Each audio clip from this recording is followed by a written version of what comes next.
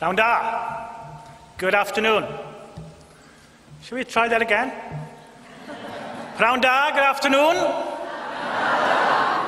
Because we've got the world listening in and watching us here. We'll talk about that later on, but it's very, very important that we greet those people out there who are also wanting to join us, but for different reasons can't do so. So I hope that you'll remember them as you celebrate this afternoon, because many people who are your supporters, who are your colleagues, might be involved, and I know that they also want to feel the thrill that you have and the buzz that was there out there earlier on. So, croeso, very warm welcome. A mae'n groeso arbennig I mi, oherwydd fel Sian yn cyfeirio. Dyma y seremoni gwabrio cyntaf I mi, oherwydd llai na 2 flynedd yn ôl, yn fuan wedi'r Accolades diwetha, yr appointwyd fi yn gadeirydd Cyngor Gofal Cymru. Nawr, dwi'n gwybod bod rhai ohonach chi yma ers y dechrau cyntaf, 2004, ac mae hwn felly ydy'r 4yd seremoni o'i fath.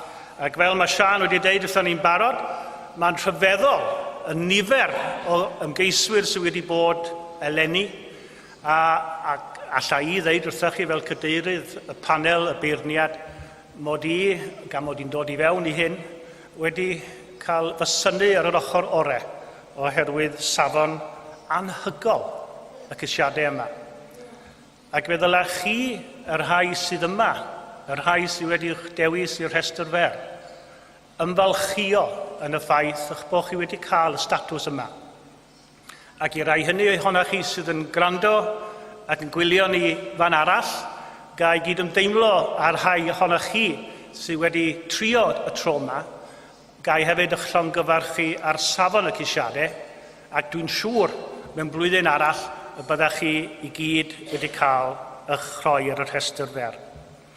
Fel cadeirydd y panel beirniadu y tro hwn, dwi wedi cael y fraint o archwilio'r holl geisiadau a thrafod adroddiadau'r beirniaid a eith I ymweld â'r ymgeiswyr y ddath i'r rhestr fer.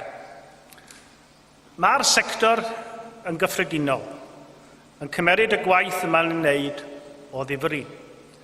Ac fe ges I fy nharo gan y gwaith caled mae llawer o sefydliadau yn ei gyflawni wireddu gwelliannau heb aros yn segur. A rei hynny sydd yn deud wrtha I bod nhw wedi bod yn wneud yr Accolades o blaen, maen nhw'n rhyfeddu at y gwelliant sy'n digwydd 2 flynedd ar ôl 2 flynedd. Mae'r profiad yma, os gai fod yn bersonol am eiliad, wedi gwneud I mi werthfawrogi, gwir werthfawrogi, y swydd fel cadeirydd Cyngor Gofal yn fwy fydd. In the current economic climate, it is only right that we scrutinise carefully whether we should run another Accolades. Was it a priority?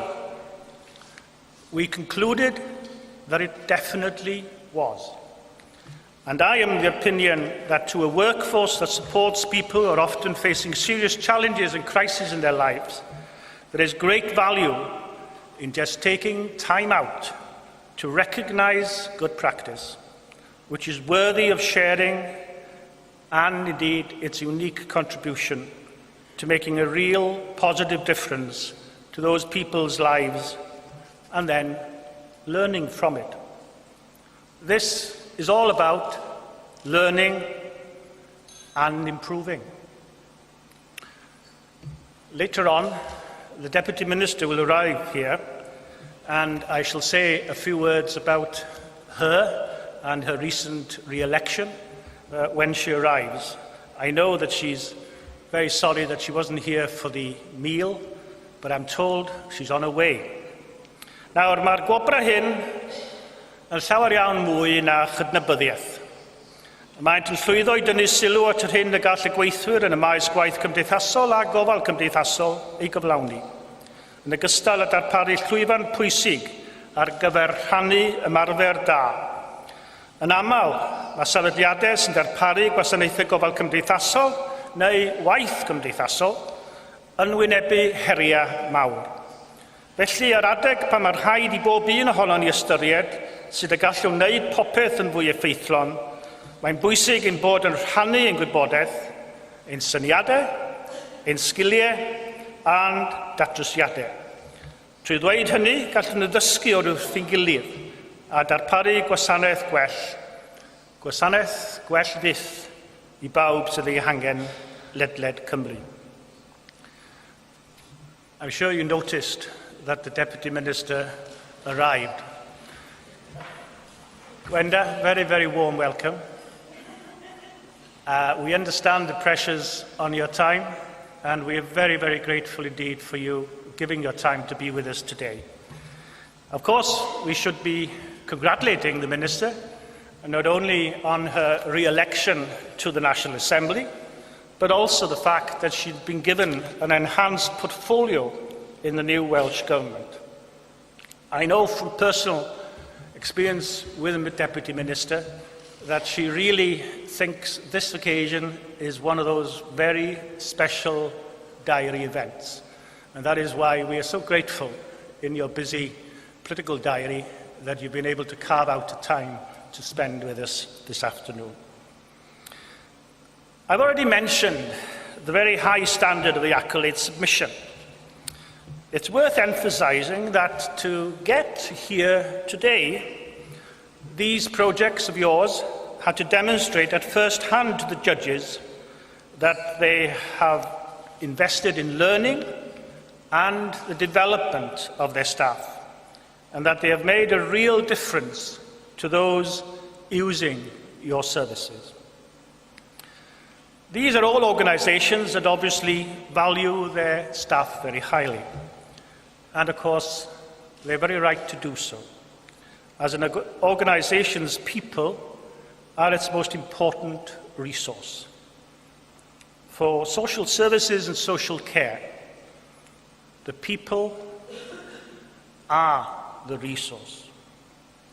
And this was, of course, a key message in the Independent Commission's report on social services in Wales, published last November. Investment in staff, particularly their training and development, is the best investment available to any business, and it usually results in improvements in performance, morale, recruitment and retention. And importantly, all this is likely to feed into better outcomes for people receiving those services. Learning and development is more important than ever during times like this, times of change and new challenges. It can provide the opportunity to look at training and development in a different way. We can use our experienced practitioners through coaching and mentoring. However, any organisation tempted to reduce their training budgets will only be adding to future costs, costs of replacing disillusioned employees, losing the productivity of well-trained staff, and being unaware of the latest trends that can improve outcomes. By not investing in training today, they are likely to pay for it with problems later. Mae'n weddol amlwg I mi bod pob un o'r sefydliadau sydd yma heddiw wedi deall y neges hon. Fel arall, ni fyddant wedi cyrraedd rownd derfynol y gwobra eleni. Mae hyd yn oed y sefydliadau a'r tima hynny nad ydynt wedi cyrraedd y rownd hon, yn heiddi clod mawr. Gan bod llawer ohonynt wedi creu prosiectau a ddawol dros ben, sy'n sicr dybiwn ni o esgor ar ganlyniadau llwyddiannus yn y dyfodol agos. Gan ei rhoi mewn sefyllfa ffafriol iawn I gystadlu y tro nesaf. Dwi bron yn sowndio fel beirniad y sewdor urdd. Ond ydych chi'n gwybod beth feddwl, peidiwch ar ei gored I oherwydd bod chi yn digwydd bod yn anlwcus y tro hwn. Mae 2011 wedi bod yn flwyddyn o gerrig milltir i'r gwobrau yma. Fel oedd Sian yn dweud, da ni wedi cael mwy o geisiadau nag erioed o'r blaen. Cafwyd ceisiadau hefyd o bob ardal, o bob cyngor sir yng Nghymru. Ac felly fe allwn ni ddeud bod cystadlaethau 2011 yn gystadlaethau cenedlaethol, yn wir cenedlaethol. Hefyd, roedd yna mwy o brosiectau oedd yn dangos parodrwydd i gydweithio, i greu partneriaethau, ac mae hyn yn eithriadol o bwysig yn yr hinsawdd sydd ohoni. Gan bod y Cyngor Gofal yn canolbwyntio eleni ar ddatblygiad proffesiynol ym maes gwaith cymdeithasol, a hyn yn galondid mawr i ni, y swyddogion ac aelodau'r Cyngor. Mae hi hefyd yn werth nodi yn bod yn darlledu'r gwobra, wel, da ni wedi eisoes gyfeirio ar hyn, a hynny am y tro cyntaf, gyda'n ffrydio'r seremonia yn fyw ar y we. Felly, i'r bobl hynny sydd am ymuno ni ar y rhyngwyd, fel o'n i'n dweud yn gynharach, da ni am ddeud helo mawr iddyn nhw. 1, 2, 3, helo! Reit. Drin eto, ia? 1, 2, 3, helo! Reit. Wel, mae pobl yn trydaru. Mae hwn yn rhyw derm newydd i fi, ond i'r llawer o'na chi, dwi'n siŵr eich bod chi'n trydar bob dydd. Ac wrth gwrs, mae pob croeso i chi trydaru nes ymlaen. Hashtag y seremoni yma ydy #gwobrwyo neu #Accolades yn Saesneg. A dwi'n siŵr bod hwnna'n golygu rhywbeth i bawb ond fi. Bydda'n wych iawn i bawb sydd ddim yma wedi teimlo i bod nhw'r rhan o'r dathlu yma. Just as partnership is important in making many of the Accolades projects possible, it is also central to the ethos of the Accolades as a whole.